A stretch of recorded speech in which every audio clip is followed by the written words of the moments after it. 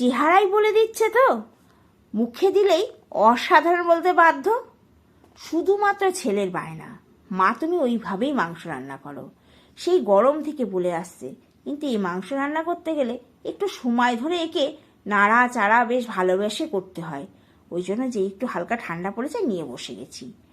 বাটির সর্ষের তেলটা খানিকটা দিয়েছি, আর মাটনটা একদম জল ঝরিয়ে রেখেছি। এদিকে নুন আর হলুদ দিয়ে আলুগুলো টপাটপ করে ভেজে নিই।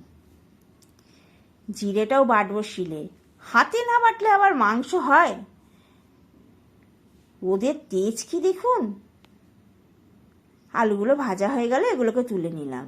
আর এবার কড়াইতে যেটুকু তেল, এই তেলেই এই গরম মশলা, তেজপাতা আর একটা রসুন দিয়েছি। একটু নাড়লে চাললেই একটা বেশ সুন্দর মিষ্টি গন্ধ যেই বেরিয়ে এসেছে। এইবার দিয়ে দিলাম মাটন। তবে মাটন নাড়ার আগে আমি এই রসুন আর তেজপাতাটা আবার তুলে রেখে দেবো আলাদা করে। আর ঠিক 5 থেকে 6 মিনিট হয়েছে, পুরো জল ছেড়ে দিয়েছে।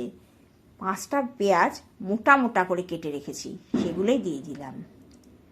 সঙ্গে নুন আর হলুদটা দিলাম পরিমাণ মতো। এবার 2-4 পাক যেই নাড়া হবে, একে কিন্তু আমি ঢাকা দিয়ে রাখবো। আর ততক্ষণ করে নিলাম জিরেটা বাটা। এবার ঢাকা সরিয়ে এই জিরে বাটাটা দিয়ে দিলাম। আবার আমি বেশ কিছুক্ষণ নাড়বো। এই মাংস শুধু নাড়াচাড়া আর ঢাকা, নাড়াচাড়া আর ঢাকা, এই হচ্ছে এর কাজ। এবার ঢাকা খুলে আদা বাটা আর রসুন বাটা আর যেটুকু তেল বাটিতে বাকি ছিল সেই তেলটুকু দিয়ে দিলাম। দিলাম লঙ্কা বাটা, এখানে শুকনো লঙ্কা কাঁচা লঙ্কা দুটোই আছে। এবার কিন্তু একভাবে নাড়বো চাড়বো 1/2 ঘন্টা থেকে 40 মিনিট প্রায়। ওই মিডিয়াম আঁচে রাখবো আর কমাবো, আর এই মাংস নাড়বো। দেখুন নাড়তে নাড়তে মাংসের রং এসেছে, দেখেছেন? এতে এমনি স্বাদ হবে বলুন।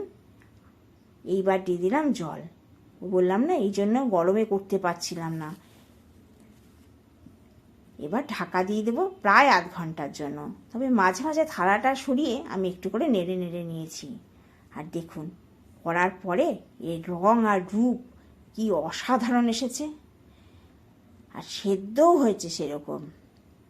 ছেলেটা আমার অনেক দিন ধরে এই কথাই বলছিল, মা তুমি এইভাবে মাংস করো। আজকে আগে করে ওকে দিয়ে বসালাম, আর কীরকম সেদ্ধ হয়েছে দেখুন।